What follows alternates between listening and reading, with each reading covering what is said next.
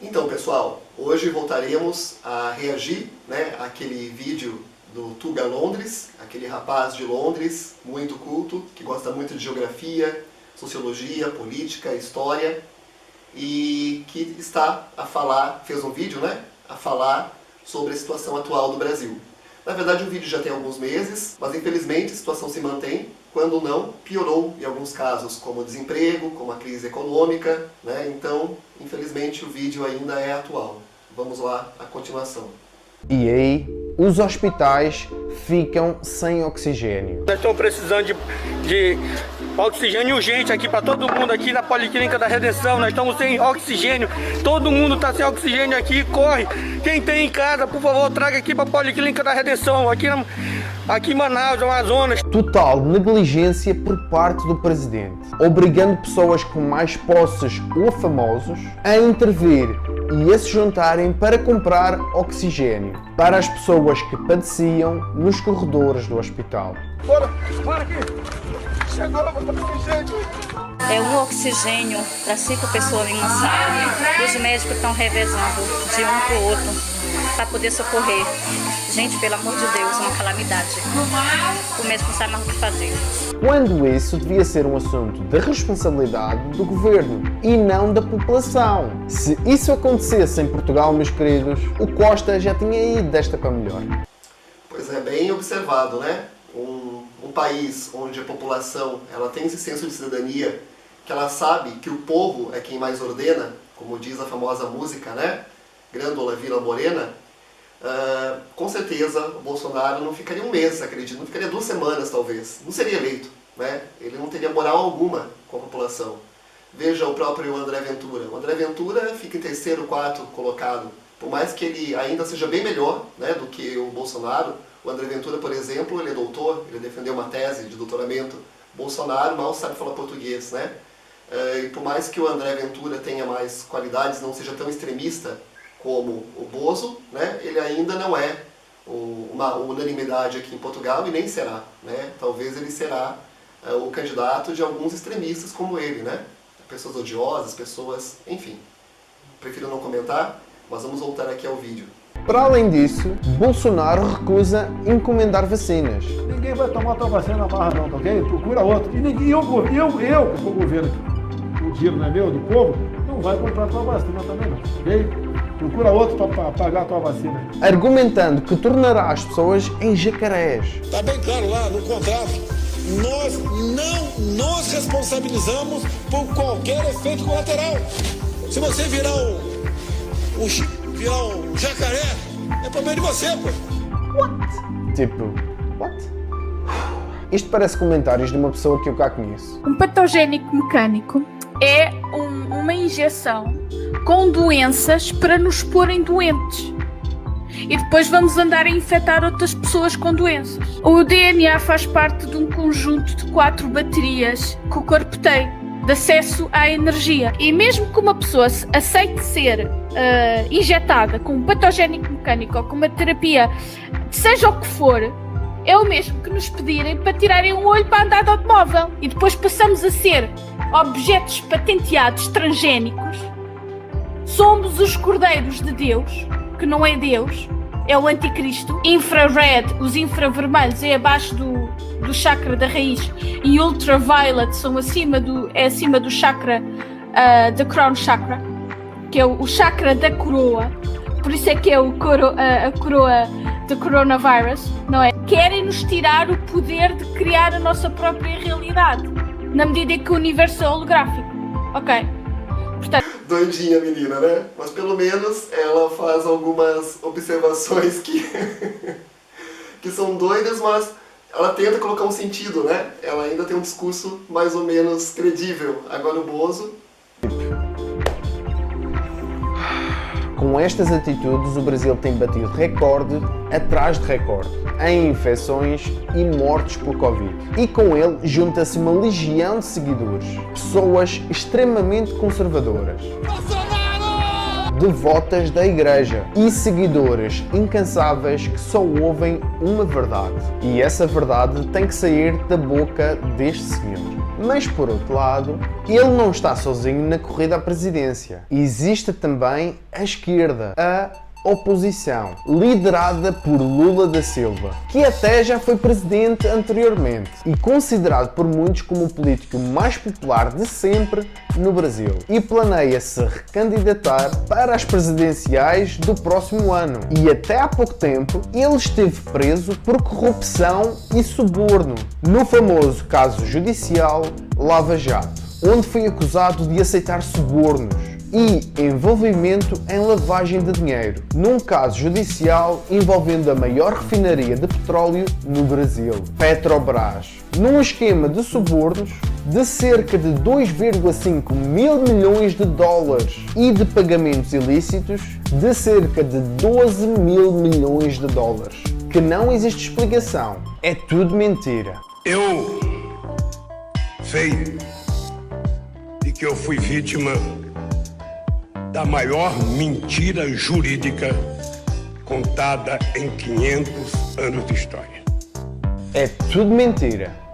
Então, aí observa-se também que esse rapaz realmente ele não está a puxar nem para um lado nem para o outro, né? Possivelmente muita gente no vídeo anterior comentou: ah, esse rapaz é comunista, esse rapaz ele é petista, né? Não, vocês estão vendo que agora ele está a falar a opinião dele, né, sobre o PT, segundo também as notícias que correm sobre o PT aqui na Europa.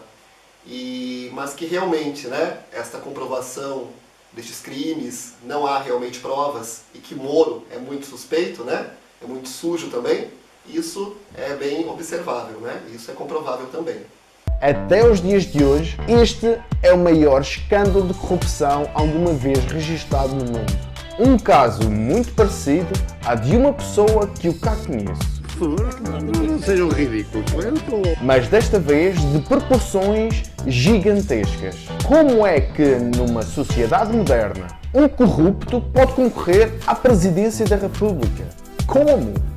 Como? Lula tem também grande apoio da população, pois foi durante a sua presidência que o Brasil conheceu o maior crescimento económico alguma vez registada no Brasil, conseguindo cerca de 70% dos votos numa eleição, e com as suas políticas e reformas sociais tirou milhares de pessoas da pobreza, deixando-o incrivelmente popular. Sim, e muitos que hoje defendem Bolsonaro foram afetados, ou beneficiados, ou melhor, né, por essas políticas e não reconhecem, né? Hoje muitas pessoas que possuem telemóveis no Brasil, né, graças à redução do IPI, do imposto sobre esses telemóveis, também dos automóveis e outros eletrodomésticos, eles só podem hoje acessar a internet também, que foi ampliada graças ao governo do PT, e hoje eles usam, né, desses instrumentos dos quais eles foram beneficiados para atacar, né? É aquela questão de cuspir no prato que comeu. Isso é muito comum no Brasil e muito vergonhoso, na minha opinião.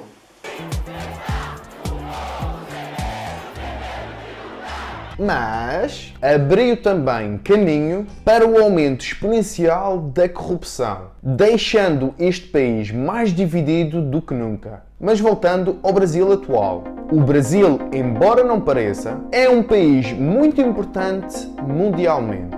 E porquê?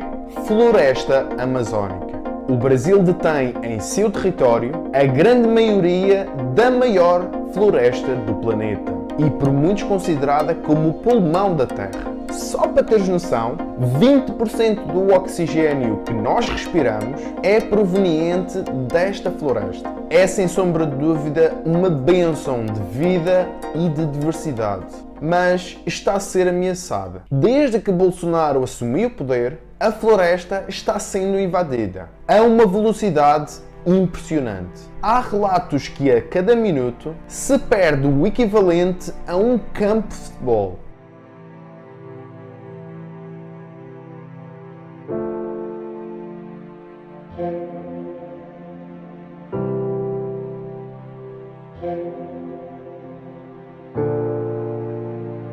Triste e vergonhoso.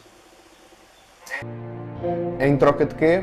Primeiro, a floresta é rica em árvores da borracha, que alimenta a indústria dos pneus. Segundo, o Brasil descobriu que o cultivo da soja é muito rentável e para isso precisa de terreno para cultivar, para alimentar outra indústria ainda mais rentável, que vem em terceiro lugar, a indústria da carne. O Brasil, neste momento, é o maior exportador de carne de vaca do mundo. Pois é, eu estava até comentando com uma amiga aqui em Portugal a respeito disso, e um amigo na Polônia também, que muitas pessoas aqui na Europa rejeitam a carne e a soja, né, tornam-se vegetarianos, e também rejeitam os produtos derivados da soja por isso, porque a soja ela ocupa um espaço muito grande de área que poderia ter floresta, né, ou ser mantida a vegetação natural. Mesma coisa a carne, especialmente a carne bovina, que precisa de vários hectares para produzir, né, alguns quilos de carne. E a procura mundial tem se tornado cada vez maior, com a expansão de empresas que vivem disso e com o aumento incontrolável da população mundial, isto só veio a piorar. Tudo em troca do progresso e do desenvolvimento do país, pondo em perigo uma das nossas maiores reservas de oxigênio do planeta, o habitat de espécies que só existem nesta parte do mundo, e também de várias populações indígenas que usam a floresta como casa. O Brasil vive nos dias de hoje uma divisão ideológica nunca antes vista. Por um lado, o progresso e a total despreocupação com os problemas ambientais. E por outro lado, aspectos sociais garantidos, com a hipótese da corrupção voltar em força. Qual será a melhor opção? A meu ver, nenhum deles. É preciso que no meio da sexta maior população mundial surja uma solução, um rumo a seguir, que dê ordem e estabilidade a este país, que consiga encontrar no meio desta confusão o ponto de equilíbrio, um meio termo, onde ambas ideias políticas possam se encontrar em harmonia e se juntem como um todo, numa grande nação como é a do Brasil. E é isto, pessoal. Espero mesmo que tenhas gostado deste vídeo. Se sim, deixa o teu like e inscreve-te no canal. Sim, gostei muito, já dei o like, já sou inscrito e já comentei, ele já respondeu. Então esse rapaz realmente está de parabéns. Ele tem uma análise muito imparcial, né? E também é muito inteligente, expressa-se muito bem. Então recomendo-vos que inscrevam-se no canal dele, sigam e estimule-o, né, a produzir mais materiais como este. Ele está de parabéns, eu não tenho muito mais que complementar as palavras dele, é uma opinião dele, é parecida com a minha opinião. Pois então, eu poderia questionar muito mais, comentar muito mais a respeito dessa questão, só que eu prefiro não me expor absolutamente aqui, pois eu sei que há pessoas que pensam o contrário, outras pensam semelhantes a mim, mas eu achei bem interessante o modo como este rapaz português que vive em Londres tem uma percepção bem aguçada e interessante sobre o Brasil. E o que eu quis expor neste vídeo é realmente isto, né? É perceber e mostrar para vocês como que uma pessoa que não vive no Brasil muitas vezes tem uma percepção muito melhor que muitos brasileiros, especialmente esses brasileiros que apoiam o Bozo. E entre um presidente que apoia o social e o outro, né, que apoia a economia, o desmatamento, esse progresso insustentável, claro que eu apoio o presidente ou o candidato que apoia o social. Mas eu sou muito sensibilizado e também crítico quanto à questão educacional. Então eu acho que o candidato que oferecer uma melhor proposta para a educação seria o candidato que eu apoiaria. E o Bolsonaro não apresentou nem plano de governo, quanto mais propostas para a educação, né? Nesse governo tivemos desmontes na área educativa, especialmente na educação superior. Então, portanto, não será ele, com certeza, né, a pessoa que vai apresentar os melhores projetos e propostas para a educação do Brasil. Pois, no fundo, eu acho que a base, a estrutura, né, necessária para desenvolver o Brasil é a educação. Criar um senso de cidadania, criar uma maior percepção política do brasileiro comum, né, quanto à democracia, a sua possibilidade de participação nos rumos da decisão do país. Então é isso, espero que tenham gostado. Comentarei sobre educação em outros vídeos, mas por hoje é só. Envio a todos um ouso abraço. Até mais. Ó musa do meu fado, ó minha mãe gentil, te deixo consternado no primeiro abril. Mas não ser tão ingrata, não esquece quem te amou. E em tua densa mata se perdeu e se encontrou.